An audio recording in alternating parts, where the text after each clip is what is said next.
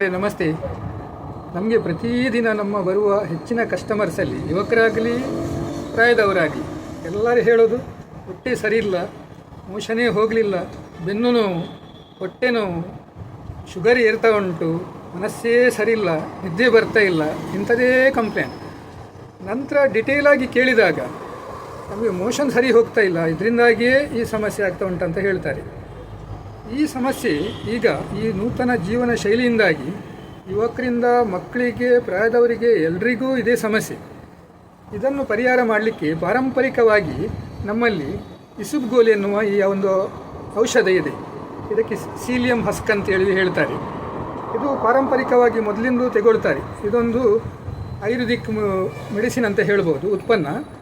ಇದನ್ನು ಒಂದು ಚಮಚ ಬಿಸಿ ನೀರು ಅಥವಾ ಬಿಸಿ ಹಾಲಲ್ಲಿ ರಾತ್ರಿ ಮಲಗುವ ಮೊದಲು ಒಂದು 10 ನಿಮಿಷ ಹಾಕಿಟ್ಟು ಮಲಗುವಾಗ ಕುಡಿದ್ರೆ ಬೆಳಗ್ಗೆ ಕೆಲಸ ಸುಲಭ ಆಗ್ತದೆ. ಅದು ಒಂದು ಸರಿಯಾದರೆ ಮತ್ತು ಎಲ್ಲವೂ ಸರಿಯಾದ ಹಾಗೆ, ಎಲ್ಲ ಸಮಸ್ಯೆಯೂ ಸರಿಯಾದ ಹಾಗೆ ಇದನ್ನು ಯಾರು ಯೂಸ್ ಮಾಡ್ಬೋದು.